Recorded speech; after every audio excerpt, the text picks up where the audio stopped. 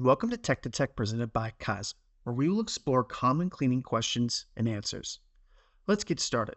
I would like to introduce KYZEN's own Wayne Raney. Thanks, William. Today we're going to be talking about the basics or the ABCs of vacuum degreasing. This process either uses one of two chemistries, either modified alcohol or hydrocarbon, within a reduced pressure system or a vacuum degreaser. So this is a fluid diagram of the typical machine. The major parts are the work chamber, cleaning tanks, pump, filters, and distillation system. What's not shown is the vacuum pump. This vacuum pump keeps the vacuum at about 100 millibar in the entire system. Depending on the manufacturer of the vacuum, could be a little higher or lower. As a reference, normal atmospheric pressure at sea level is about 1,000 millibar, or about 14.7 psi, pounds per square inch. So basically in a machine, we're at about 1/10 of atmospheric pressure inside of it. This vacuum is key to degreasing parts in a vacuum degreaser. In particular, it's key when we speak about the drying phase in this system. But first, let's talk about pressure and temperature and how they're related, and specifically how pressure relates to the boiling point of the chemistry. When you speak of pressure, pressure and temperature are directly proportional. As pressure goes up, the boiling point goes up. Take a diver, for example. As you probably know, scuba divers breathe compressed air into their lungs from a pressurized tank by way of a regulator. As they dive deeper, the surrounding pressure goes up. If this diver was at the surface, then he'd be feeling the pressure exerted on him from the column of air directly above him at sea level. We don't notice this air pressure when we're normally sitting around. There's many units of pressure there's many measurements for the unit of pressure. One is the PSI, or pounds per square inch. So every 33 feet in depth deeper they go, the pressure rises about 14.7 pounds. Here's an example of what happens to a balloon size when taken from 100 feet deep in the ocean to surface level. It gets a lot bigger. This is due to the decreasing pressure exerted on the balloon, which is what happens to divers' lungs and nitrogen in the diver's blood.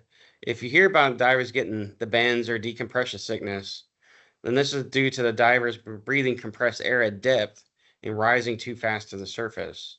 The air bubbles in his blood are expanding and adversely affect his body. This is the effect of pressure as it reduces.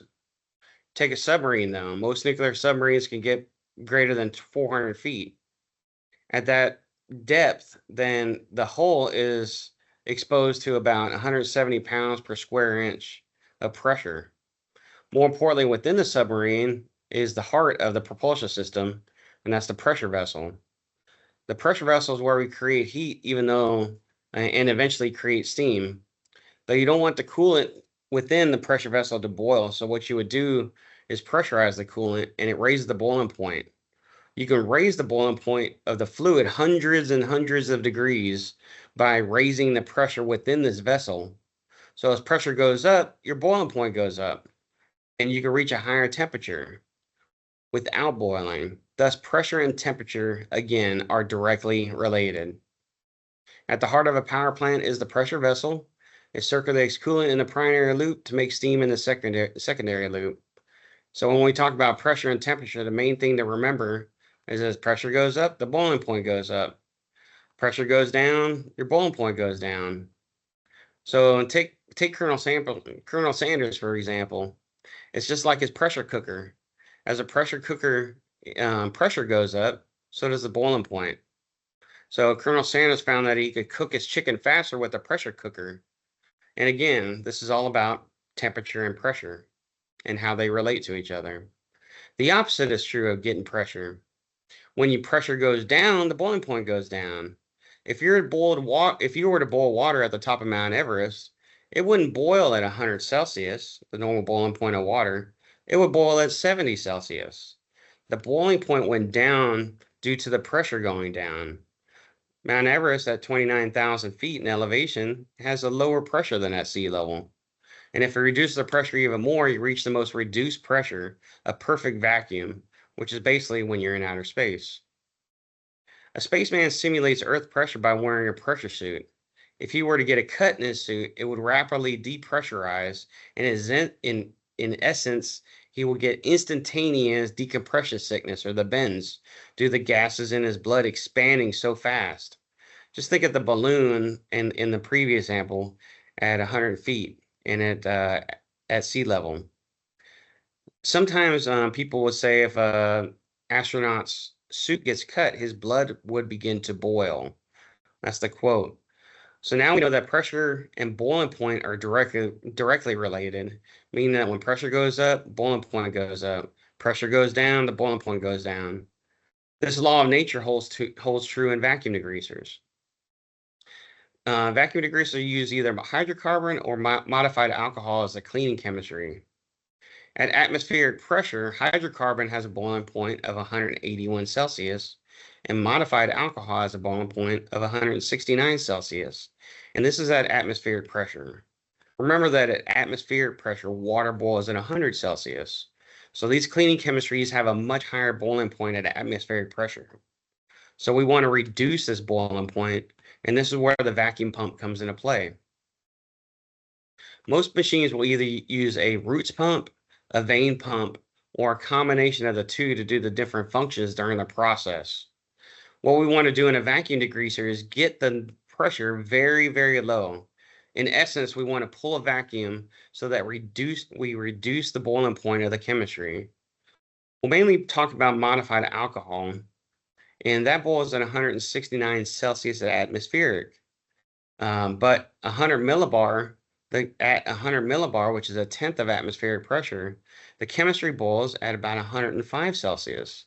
So we have lowered the boiling point so low where it's almost boiling at the same temperature as water at normal sea level pressure. So now we're back to a diagram of a typical generic vacuum degreaser in a distillation cycle. This entire system is under a vacuum. So this is a typical diagram of a vacuum degreaser distillation cycle. This entire system is under vacuum at approximately a tenth of atmospheric pressure, or 100 millibar.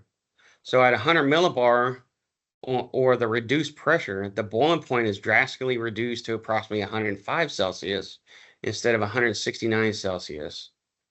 This is the normal temperature of the distillation system. The still is constantly boiling, creating hot vapors. These vapors are condensed in the condenser. Just check out the green component in this diagram. This clean condensed solvent returns to tank 3. Tank 3 overflows into 2, and then 2 into 1. The contents of one tank are constantly filling the still.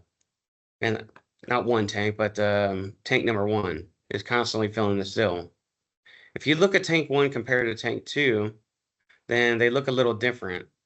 Tank 1 has a darker shade in color, and they become less and less dark from tank 2 to tank 3.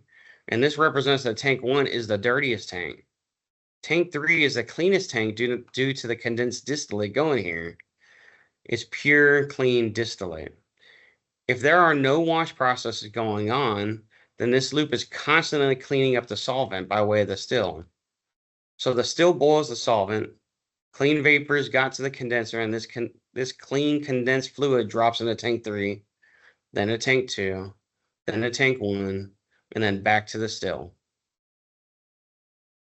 In a vacuum degreaser, we'll use either hydrocarbon, which is able to remove nonpolar soils, and modified alcohol process is able to remove both polar and nonpolar soils. Again, hydrocarbon has a boiling point of 181 Celsius, and modified alcohol has a boiling point of 169 Celsius at atmospheric pressure.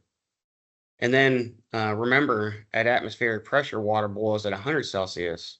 So these cleaning chemistries have a much higher boiling point at atmospheric. Some examples on nonpolar soils are lithium greases, paraffin oils, and deep draw oils. And some examples of polar soils are water-soluble coolants, animal fats, synthetic oils, and fingerprints. Most vacuum degreaser end users typically choose to use modified alcohol due to the wider range of contaminants that it can clean. But sometimes a company will choose hydrocarbon if they know that they will only use nonpolar materials in their upstream process. And then now we'll talk about the process. And in particular, we'll talk about cleaning oils from your metal parts.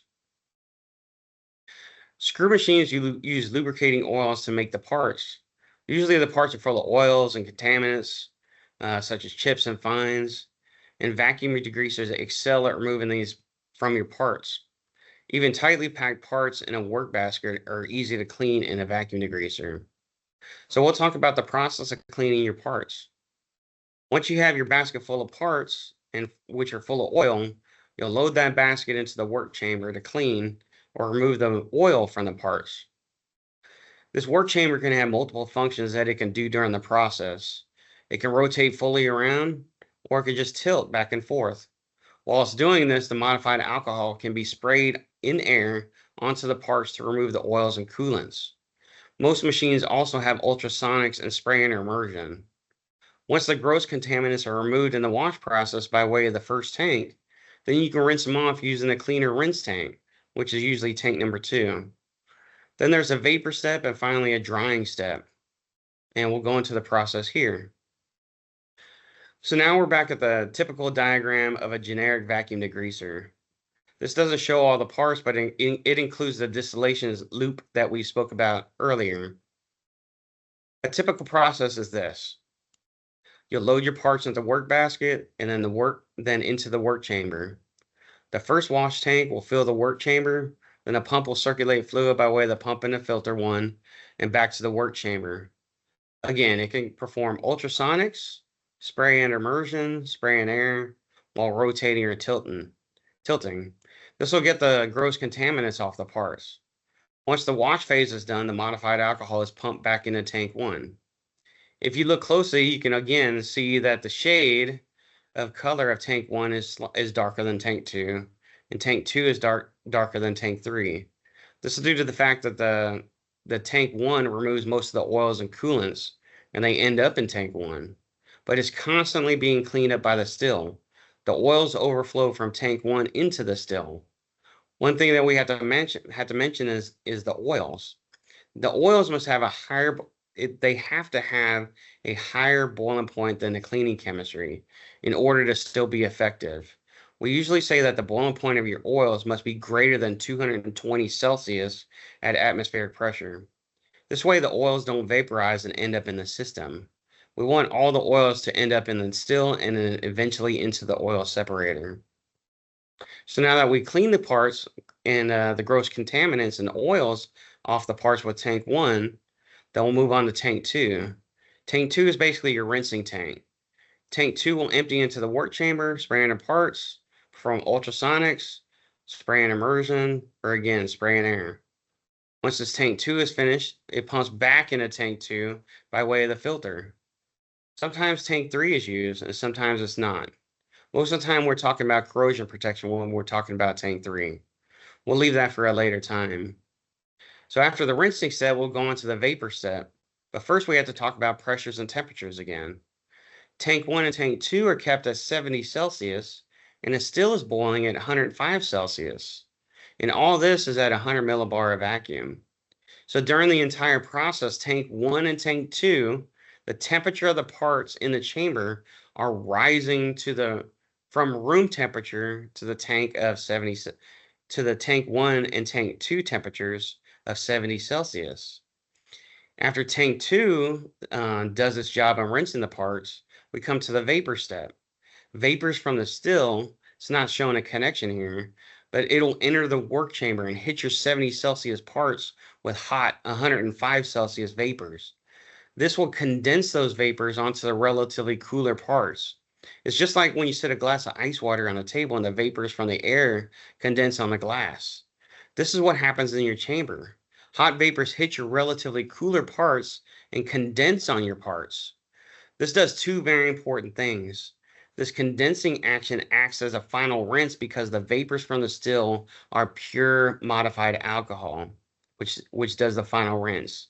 The second thing that the vapor step does is raise the temperature to the parts as high as possible to prepare for the vacuum drying step.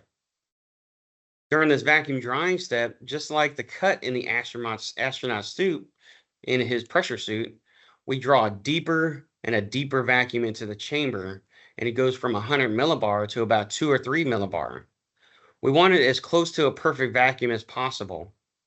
With the extremely high temperature of the parts and the extreme deep vacuum, the boiling point is reduced so much that any remaining fluid or liquid on the parts instantly boil, expand, and flash off. So this is how a vacuum degreaser excels at cleaning parts and completely drying the parts. Without a deep vacuum and extremely hot parts, it will be difficult to completely dry the parts. After this drying phase, you're pretty much done with the process. The chamber vents and you can pull your parts out. When you pull your parts out of the chamber, you'll have to be very careful because they'll be extremely hot. And if you have a big mass of parts, it'll take a long time for them to cool down to room temperature. Here are some advantages of a vacuum degreaser when compared to, say, an aqueous inline cleaner. The process uses no water. You don't have to worry about keeping a certain concentration of chemistry mixed up because it's a single chemistry. There's low odor and no operator exposure due to the system being a vacuum. It tends to suck air in and not let any fluid out. Most of the machines have a smaller footprint versus an inline aqueous cleaner, and there's very little waste to dispose of. So in conclusion, we spoke about how temperature and pressure are related. We spoke about vacuum pumps, how they maintain a constant vacuum in the system. Talked about the distillation process and the two chemistries, and the advantages of a vacuum degreaser. On this last slide, here's a few frequently asked questions. The one is modified alcohol and hydrocarbon considered flammable liquids? Well, the flash point of modified alcohol is 142 Fahrenheit, and hydrocarbon flash point is 144. So according to the NFPA rating, it just ships as non-flammable. Just as a reference, the NFPA rating system is the hazard communication diamond. It has such things as health, flammability, and reactivity. It's the blue, white, red, yellow diamonds on the chemical drums. The Department of Transportation, according to the Department of Transportation, it ships as non-regulated. It does not ship as flammable. Question 2, are these solvents classified as PFAS or forever chemicals? So the answer to that is, according to the environmental protection agencies, these are not considered to be forever chemicals. What metals are these chemistries compatible with? This is a short answer. It's compatible with most metals. When we have a list of material compatibility with most of the common metals. Question 4, will these solvents remove oxidation, smut, and burnt-on carbon? The short answer is no. The hydrocarbon chemistry is remove nonpolar soils such as oils, and a modified alcohol can remove both polar and nonpolar soils such as oils and coolants, and it could do both. It doesn't do a good job at removing burnt-on carbon, oxidation, and smut. So the last question, what type of solvent maintenance do I have to do? It's really very simple. You have to monitor and control acid levels in your machine with the simple chemistry kit that we provide. The kit is simple. It takes about 10 minutes to use. And if you find your chemistry machine is if the chemistry inside your machine is out of spec, then all you have to do is put an additive into your machine. But that's all I have for now. Thanks for tuning in, guys, and I'll go ahead and turn it back over to William. Thanks, Wayne. Thank you guys for watching this Tech to Tech session. If you would like to discuss this topic further or have any questions that were not answered in the session, please contact your local KYZEN regional manager or send an email to tech@kyzen.com, and we will have someone follow up with you as soon as possible. And if you like this video, be sure to follow us on our social media platforms for more expert cleaning content.